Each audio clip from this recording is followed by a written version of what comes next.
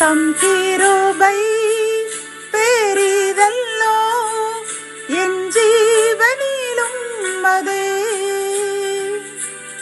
இம்மட்டும் காத்ததுவே இன்னும் தேவை கிருபை தாருமே இன்னும் தேவை கிருபை தாருமே. கர்த்தரும் இரட்சகருமாகிய இயேசு கிறிஸ்துவின் ஈடு இணையற்ற நாமத்தில் சேனைகளின் கர்த்தர் ஊழியத்தின் மூலம் 29/1/2025 இந்த நாள் உங்களுக்கும் உங்கள் சந்ததிக்கும் ஆசீர்வாதத்தின் நாளாக அமையப் போகிறது என்று மனதார வாழ்த்துகின்றேன். இன்று நாம் அறியவிருக்கும் கிருபையின் வார்த்தைகள் எரேமியா 33 அதிகாரம் 26 அவர்களுடைய சிறகிருப்பை நான் திருப்பி அவர்களுக்கு இறங்குவேன் என்று கர்த்தர் சொல்கிறார். கத்தோலிக்க வேதாகமம் இவ்வாறு கூறுகின்றது, இப்பொழுது அடிமைத்தனத்திலிருந்து அவர்களை விடுவிப்பேன், அவர்கள் மீது இரக்கம் காட்டுவேன் என்கின்றது.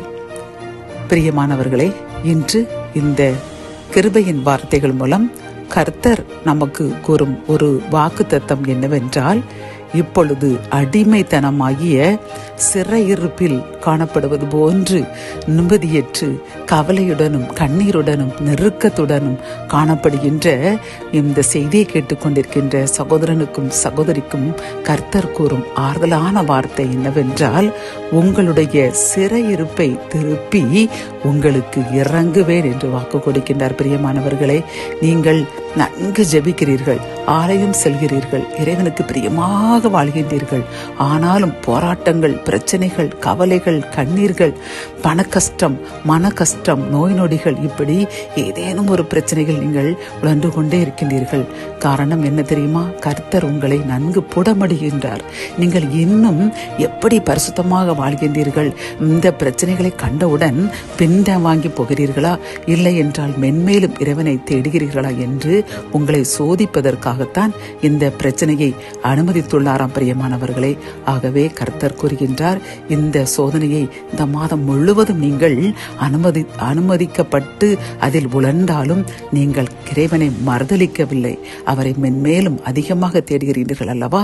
கர்த்தர் உங்களை பார்த்து கூறுகின்றார், நான் உங்கள் சிறையிருப்பை திருப்பி உங்களுக்கு இறங்குவேன் என்று வாக்கு கொடுக்கிறார். பிரியமானவர்களே, ஆகவே நீங்கள் கவலையை விட்டுவிடுங்கள், கண்ணீரை துடைத்துக் கொள்ளுங்கள்.